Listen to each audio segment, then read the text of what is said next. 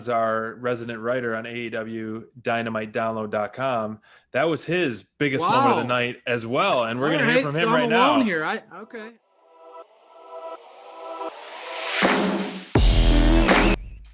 Hey everybody, Bonds here with my biggest moment of the week, and congratulations to the Rhodes family, Brandy and Cody. You're going to be parents. That is so awesome. And in the short term, I think we're going to see some changes to potential booking. Brandy, I thought was going to have a match with Jade Cargill at some point. Obviously, that can't happen for a little while right now, but anything they were going to get needs to go to Taz and Cody because the personal animosity these two have right now. And Cody calling out Taz as a father and as a man, and now that Cody's going to be a father, this has some interesting implications. I thought they were going to go with a Dusty Rhodes route where they were going to call out Dusty Rhodes' legacy and maybe involve that with the father figure stuff. But now that we know that Cody's going to be a dad, we kind of can see where this is going. And I really, really think that they need to go all in on this feud because Taz and Cody are great on the stick. They're absolute professionals, and this feud has just gold written all over it. Gold.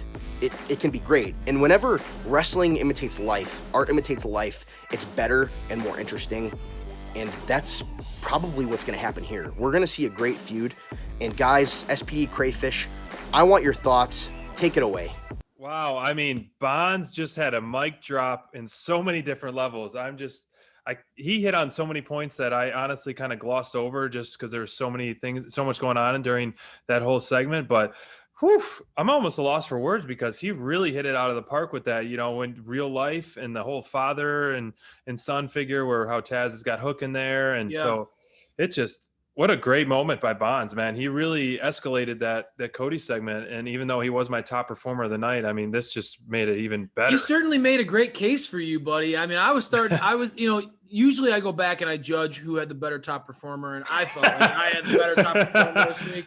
There's no contest. but I gotta say, Bonds he's our writer for a reason, and that guy knows what he's talking about. He really did a great job of laying out the reasons why Cody had a hell of a night tonight. And I love what Bonds talked about there, as you mentioned, when art imitates life. That's a great line by him, and it's very true.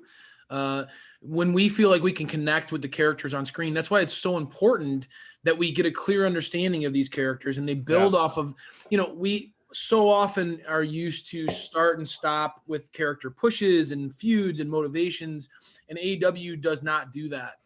That's one of my favorite things about this company so far is that they really build off of their history. They acknowledge things that have happened in the past, and they don't shy away from things that are being talked about on social media or in this case, an event in someone's life, right? I mean, I think that this was a great example that Bonds brought up. And honestly, like you mentioned, Cody taking the jab at Taz the last time these two went head to head about Hook kind of allows Taz to have carte blanche to do whatever there's no way that we as fans can judge Taz for low blows that he's willing to make in return because Cody kind of started it, right? So he definitely did. I like the tone that they set here. I think that Bonds makes a really great point. Great point. And also he makes a great point about the Brandy and Jade future feud, because up to this point, I mean, we just saw Shaq's segment last week, and really up to this point, we were, a lot of this was feeding into Jade versus Brandy, and it really was. But now it all makes a little bit more sense. Jade giving the backstage attacks on Brandy and damaging her arm, and we saw Brandy had a broken arm and had her arm in a sling last week against when she had the segment with Shaq. So now we can understand why that all is happening, right? We're gonna give Brandy some time off screen and all that. Certainly a great analysis by Bonds. I can't wait to read the column tomorrow. That guy, he did bring it. I got to say, and he's making me reconsider. Although, no, Pac's still the best. Both are A+ top performers in my opinion.